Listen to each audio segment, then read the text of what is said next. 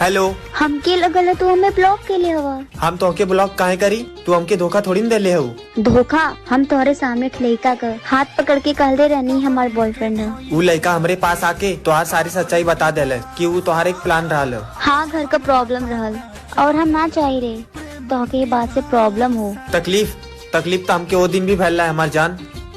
लेकिन खुशी ये बात कह कि आज इतना दिन बाद तोहार आवाज सुने के मिलल है। अच्छा वैसे बतौलू ना तू फोन काहे कैलू है? अगला महीना 5 तारीख की हमार शादी है, तू अइबा ना?